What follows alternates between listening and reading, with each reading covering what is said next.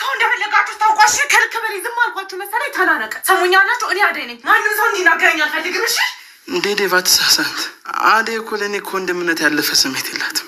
ቤዛ ከዚህ ሁሉ ጊዜ በኋላ እንዴት መጣች? አላቅም። በደመ ነፍስ ነው ያን ውሳኔ ወሰንኩት። ዴቭ የማንም ሆኖ ማየት አልፈልግም። እኔም ወንድሜን እንኳን ከዚቻ መዳም ጋር ከአንቺ ጋር እንዲሆን አልፈልግም።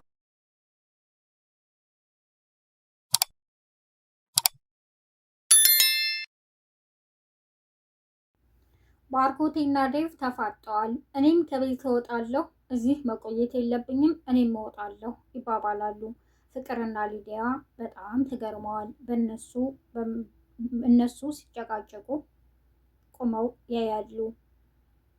አሰላሙ አሌይኩም ወራህመቱላሂ ወበረካቱ። ሰላም ውድና የተከበራችሁ በአለም ዳርቻ የምትገኙ የነጅሆም ኩኪንግ ቤተሰቦች እንዴት ናችሁ? ባላችሁበት ሰላማችሁ ይብዛ። ነጅሆም ኩኪንግን ላይክ፣ ሼር፣ ሰብስክራይብ በማድረግ እስከ መጨረሻው አብረውን የቆዩ። ዛሬ ይዤላችሁ የመጣሁት ሰራተኛዋ አደይ ክፍል 40 ነው። ዴቭ እና ባርኮቴ ይጨቃጨቃሉ። እኔ እወጣለሁ። እንዴ ለምንድን ነው አንተ የምትወጣው? እኔ ካለ ቤቴ እና ካለ ቦታዬ ነኝ ያለሁት፣ ስለዚህ እኔ እወጣለሁ ይላል ዴቭ። ባርኮቴም ችግር የለውም አንተ አደይን አደራ፣ ስለዚህ እኔ ደግሞ መሄድ አለብኝ ይለዋል። እንዴ ወዴት ነው የምትሄደው? በማለት ፍቅርም ትጠይቀዋለች። ቤዛ መታለች፣ ስለዚህ እሷ ጋር እሄዳለሁ በማለት ይነግራቸዋል። ሁላቸውም ይደነግጣሉ። ፍቅርም ማለት ቤዛ እንዴት መጣሽ ከስንት ጊዜ በኋላ በማለት ትጠይቀዋለች። አደይም ማናት ቤዛ በማለት ትጠይቀዋለች። ቤዛ ማለት የድሮ ጓደኛው ናት ትላለች ፍቅርም። እና ታዲያ እንዴት በቃ ለኔ ያለ ፍቅር እንዴት ነው ማለት ውሸት ነበር ማለት ነው ትለዋለች አደይ። አይ ውሸት አልነበረም፣ ግን ልክ እንዳልነበርኩ ቁጭ ብዬ በማስብ ሰዓት ነበረ ቤዛ ድንገት የመጣችው በማለት ይነግራቸዋል። እና ዴቭ አደይን አደራ በማለትም ይነግረዋል። አደይም በሰዓታት እንዴት ሀሳብህን ልቀይር ፈለክ? እንዴት ቀየርክ? ትለዋለች። ዴቭም የምርህን ነው በማለት ይጠይቀዋል። አዎ የምሬን ነው። አደይ ከወንድምነት ያለፈ ከኔ ጋር ምንም አይነት ግንኙነት የላትም። አደይ ቅድም እንደዛ ብለሽኝ አይደል የሄድሽው በማለት ወደ አደይ ይዞራል ባርኮቴ። አዎ ግን ጥሩ ሰው ስለሆንክ እሺ ልል ወስኜ ነበር በማለት ትነግረዋለች። ዴቭም በጣም ደስ ይለዋል። ባርኮቴም በቃ ቻው በማለት ትቷቸው ይሄዳል። ኤላና ለምለምም ቁጭ ብለው ያወራሉ። ደስ ስላለሽ ደስ ብሎኛል በማለት ይነግራታል። እንዴት ደስ አይለኝም፣ ከ7 ዓመት በኋላ እንደዚህ አይነት ጊዜ አሳልፍን በማለት ትነግረዋለች። አደይም ብቻዋን ቁጭ ብላ ክፍሏ ታለቅሳለች። ዴቭም ወደ ክፍሏ በመሄድ አደይ ለምንድን ነው እንደዚህ የምትሆኚው በማለት ይጠይቃታል። ዴቭ በጣም ይቅርታ አድርግልኝ ትለዋለች። አንቺ ምን አጠፋሽ በማለትም ይመልስላታል። በደመ ነፍስ ነው ያን ውሳኔ የወሰንኩት፣ ባርኮትን አምነዋለሁ ግን በፍቅር አልወደውም በማለት ትነግረዋለች። ዴቭም ዋናው እሱ ነው ይላል በደስታ። በሰዓቱ ለፍቅር ያኔ እንደዛ ብለሽ ስትመልሽላት በጣም ደንግጬ ነበር ይላታል። በቃ ባርኮት የካደኝ ያክል ነበር የተሰማኝ፣ በጣም ብዙ ከባድ ነገሮች ነበሩ ይላታል። ያ ሁሉ አልፏል፣ አሁን ደግሞ አንቺ አለሽ ያው ይላታል።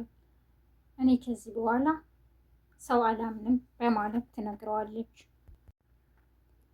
አደይ ሁሉም ሰው አንድ አይደለም፣ ባርኮት እንደዛ አደረገ ማለት ሌላው ያደርጋል ማለት አይደለም በማለት ፍቅሩንም ይገልጽላታል። ደግሞ ባርኮት ምናልባት መስሎት ይሆናል ይላታል። እኔ ባርኮቴን የመረጥኩት